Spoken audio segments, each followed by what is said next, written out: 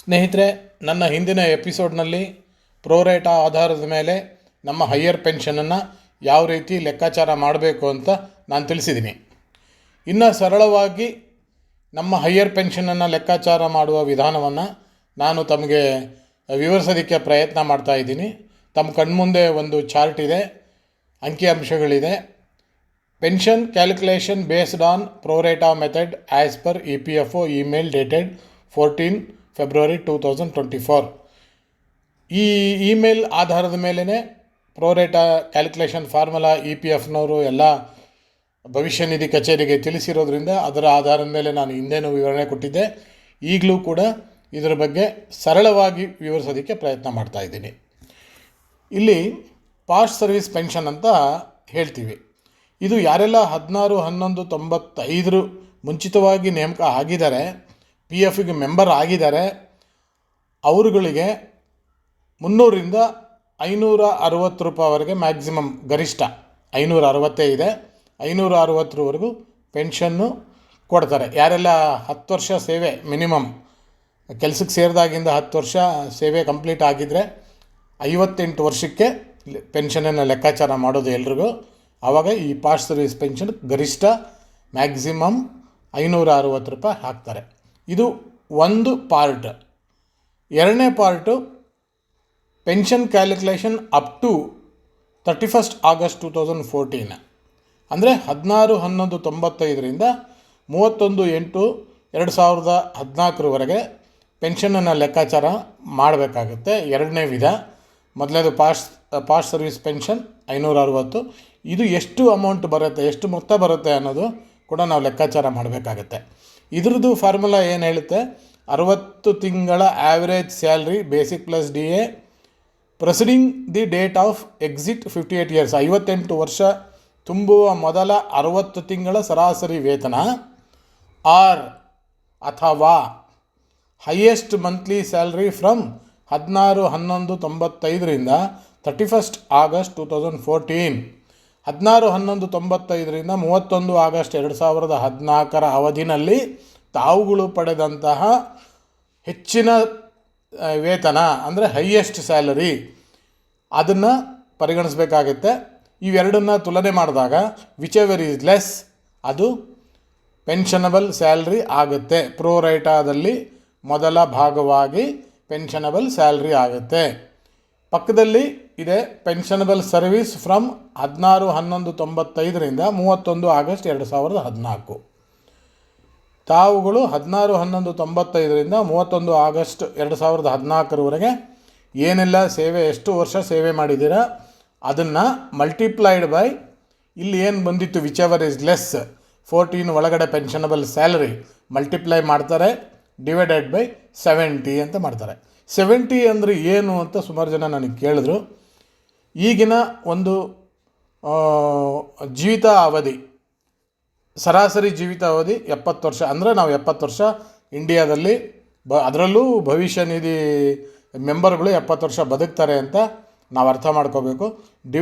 Divide ಮಾಡಿದ್ಮೇಲೆ ಬರೋ ಮೊತ್ತನ ಪ್ರೋರೇಟಾ ಮೊದಲನೇ ಭಾಗದ ಪಿಂಚಣಿ ಮೊತ್ತ ಆಗುತ್ತೆ, ಪೆನ್ಷನ್ ಅಮೌಂಟ್ ಆಗುತ್ತೆ. ಸೊ ಇದಕ್ಕೆ ಪಾಸ್ಟ್ ಸರ್ವಿಸ್ ಪೆನ್ಷನ್ ಮತ್ತು ಈ ಪಿಂಚಣಿಯನ್ನು ಸೇರಿಸಬೇಕಾಗುತ್ತೆ. ಮೂರನೇ ಹಂತ 60 months average salary preceding the date of exit 58 years. ಮೇಲೆ ತಿಳಿಸಿದ ಹಾಗೆಯೇ 60 ತಿಂಗಳು ತುಂಬುವ ಮೊದಲ 60 ತಿಂಗಳ ಆ್ಯಾವರೇಜ್ ಸರಾಸರಿ ವೇತನ, or highest monthly salary from 1/9/2014 to date of exit. 58 ವರ್ಷ 1/9/2014ರಿಂದ 58 ವರ್ಷ ತುಂಬುವ ಮೊದಲು ತಾವುಗಳು ಪಡೆದಂಥ ಹೆಚ್ಚಿನ ವೇತನ, ಹೈಯರ್ ಸ್ಯಾಲರಿ, ಅದು ಕೂಡ ಕನ್ಸಿಡರ್ ಮಾಡ್ತಾರೆ. ಎರಡನ್ನು ತುಲನೆ ಮಾಡಿ ನೋಡಿದಾಗ ವಿಚ್ ಎವರ್ ಈಸ್ ಲೆಸ್, ಇದರಲ್ಲಿ ಯಾವುದು ಕಡಿಮೆ ಬರುತ್ತೋ ಆ ಮೊತ್ತ ಪೆನ್ಷನಬಲ್ ಸ್ಯಾಲರಿ ಆಗುತ್ತೆ. ಮಲ್ಟಿಪ್ಲೈಡ್ ಬೈ ಪೆನ್ಷನಬಲ್ ಸರ್ವೀಸ್ ಅಂದರೆ 1/9/2014ರಿಂದ 58 ವರ್ಷ ತುಂಬುವ ಮೊದಲ ಅವಧಿಗೆ, ಈ ಅವಧಿಗೆ ಇದನ್ನು ಪೆನ್ಷನಬಲ್ ಸರ್ವೀಸ್ ಅಂತ ಹೇಳ್ತಾರೆ. ಮಲ್ಟಿಪ್ಲೈ ಮಾಡಿ ಡಿವೈಡೆಡ್ ಬೈ 70 ಮಾಡಿದ್ರೆ ಮೂರನೇ ಭಾಗದ ಪಿಂಚಣಿಯ ಮೊತ್ತ, ಹೈಯರ್ ಪೆನ್ಷನ್ ಅಮೌಂಟ್ ಬರುತ್ತೆ. ಈ ಮೂರು ಕೂಡ ತುಲನೆ ಒಟ್ಟುಗೂಡಿಸಿದ್ರೆ ನಮ್ಮ ಹೈಯರ್ ಪೆನ್ಷನ್ ಆಗುತ್ತೆ. ಇದಕ್ಕೆ ಒಂದು ಸರಳವಾಗಿ ಒಂದು ಮತ್ತೆ ಕೇಸ್ ಸ್ಟಡಿನ ಮಾಡೋಣ.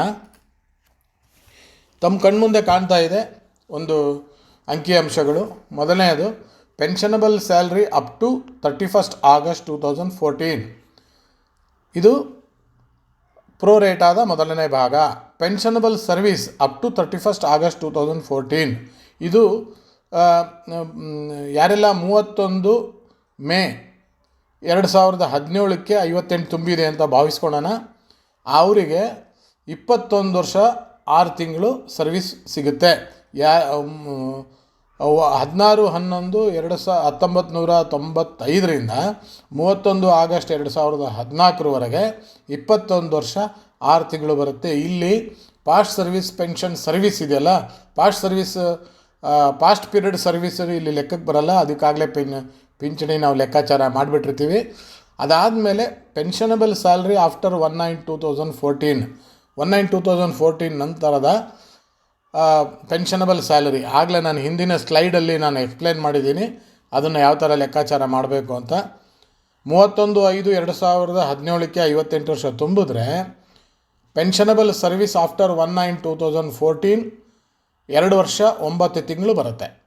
ಸೊ ಇಲ್ಲಿ ನಮ್ಮ ಚಾರ್ಟಲ್ಲಿ ಲೆಕ್ಕಾಚಾರ ಮಾಡುವಾಗ ನಾವು 21 ವರ್ಷ 6 ತಿಂಗಳು ಅಂತ ಮಾಡಲಿಕ್ಕಾಗಲ್ಲ, 21 ವರ್ಷ ಅಂತ ತಗೊಳ್ಳೋಣ.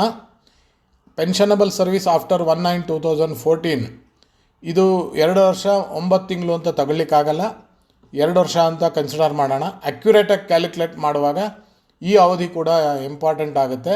ಆ ಅವಧಿಯ ಆಧಾರದ ಮೇಲೆ ನಾವು ಪೆನ್ಷನನ್ನು ಲೆಕ್ಕಾಚಾರ ಮಾಡಬೇಕಾಗುತ್ತೆ. ಆದರೆ ಇಲ್ಲಿ ಸತ್ಯಕ್ಕೆ ಹತ್ತಿರವಾಗುವ ರೀತಿ ನಾವು ಕ್ಯಾಲ್ಕುಲೇಟ್ ಮಾಡಿ ನಮ್ಮ ಪೆನ್ಷನನ್ನು ಲೆಕ್ಕಾಚಾರ ಮಾಡೋದಕ್ಕೆ ಇದನ್ನು ನಾನು ಕೈ ಬಿಡ್ತಾ ಇದ್ದೀನಿ. ಇಲ್ಲಿ ನಾವು ಒಂದು ಉದಾಹರಣೆನ ತಗೊಂಡು ಲೆಕ್ಕಾಚಾರ ಮಾಡುವಾಗ ಮೊದಲಿಗೆ ಪಾಸ್ಟ್ ಸರ್ವಿಸ್ ಪೆನ್ಷನ್ ಇದು ಇಲ್ಲಿ ನಾವು ತೋರಿಸ್ಬೇಕಾಗುತ್ತೆ. Pension up to 31st August 2014 ಅಲ್ಲಿವರೆಗೆ. ಆಮೇಲೆ ಅದರ ನಂತರ ಪೆನ್ಷನ್ ಆಫ್ಟರ್ 1/9/2014, ಅದರ ನಂತರ ಟೋಟಲ್ ಪೆನ್ಷನ್ ಎಷ್ಟು ಅಂತ. ಈಗ ಇಲ್ಲಿ ನಾವು pensionable salary up to 31st August 2014 51,000 ಅಂತ ತಗೊಳ್ಳೋಣ. ಒಬ್ಬೊಬ್ರದ್ದು ಒಂದೊಂದು ರೀತಿ ಇರುತ್ತೆ, ಒಂದೊಂದು ಸ್ಯಾಲ್ರಿ ಇರುತ್ತೆ. ಎಲ್ಲರದ್ದು 51,000 ಇರಲ್ಲ. ಒಬ್ರದ್ದು 51,000 ಅವರು ಏನು ಅವರು ಸಂಬಳವನ್ನು ವೇತನವನ್ನು ಪಡೆದಿದ್ದಾರೆ ಅದನ್ನು ಲೆಕ್ಕಾಚಾರ ಮಾಡಿದಾಗ ಆ ರೀತಿ ಸಿಗುತ್ತೆ. ಪೆನ್ಷನಬಲ್ ಸ್ಯಾಲರಿ ಆಫ್ಟರ್ 1/9/2014 1/9/2014 ನಂತರ ಪೆನ್ಷನಬಲ್ ಸ್ಯಾಲರಿ 54,450.